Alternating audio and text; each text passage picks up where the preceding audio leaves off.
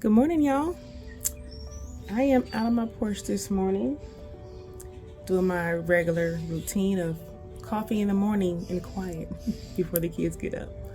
They are out of school and I have a little time, usually in the morning time.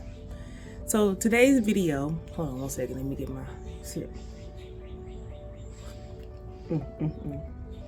What would I do without coffee?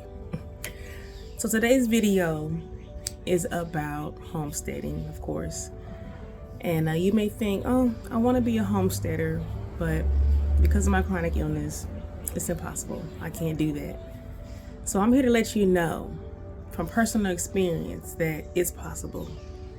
I have a few chronic diseases, and although it has slowed me down, it does not stop me from doing what I want to do.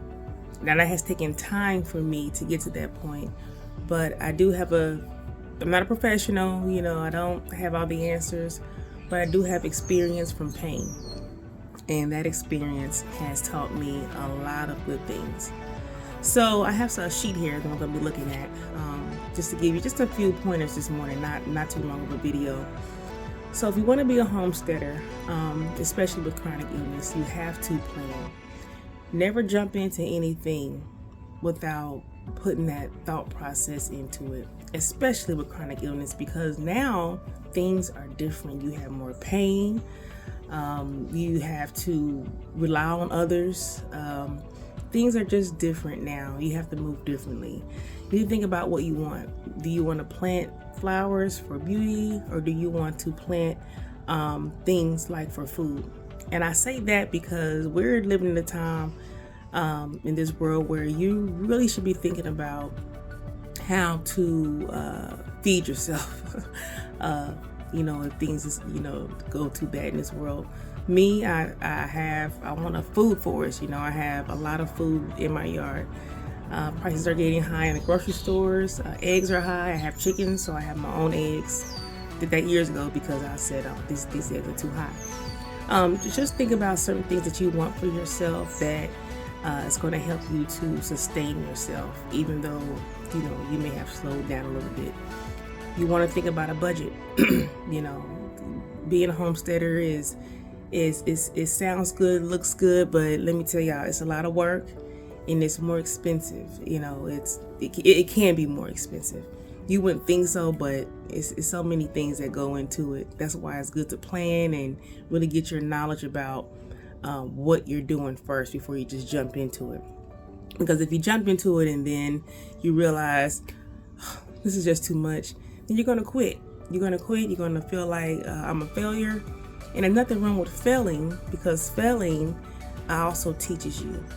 But without a plan, you don't have the mindset to understand why you failed. And so then the failure is different. So you have to plan.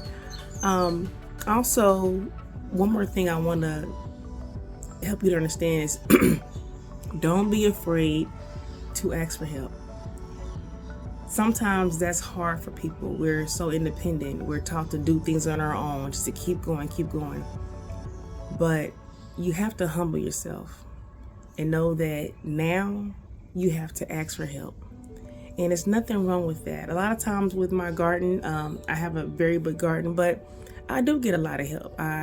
Because of the size that I have my nephews, I have my sister that helps, my husband does a lot. So you have to ask for help. You have to know that you need help and be humble enough to be okay with that. That takes time.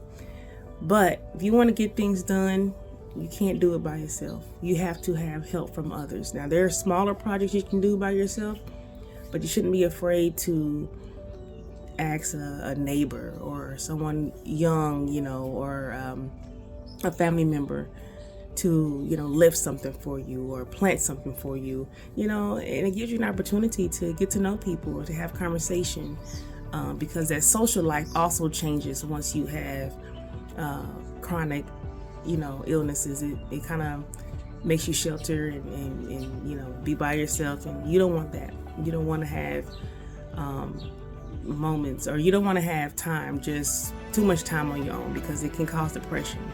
So it keeps you with a social life. You know, that's one good thing for asking for help, and it helps you to get things done. So don't be afraid to do that.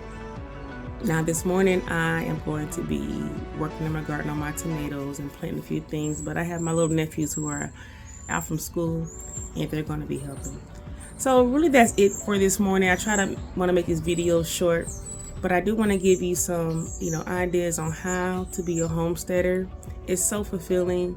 I love growing my vegetables, and then at the end of the season harvesting them. I have strawberries already growing, so we ate some strawberries the other day. So you can do it. You can do it. You can do anything that you put your mind to. My mama always used to say, if there's a will, then there's a way. And there's always a will.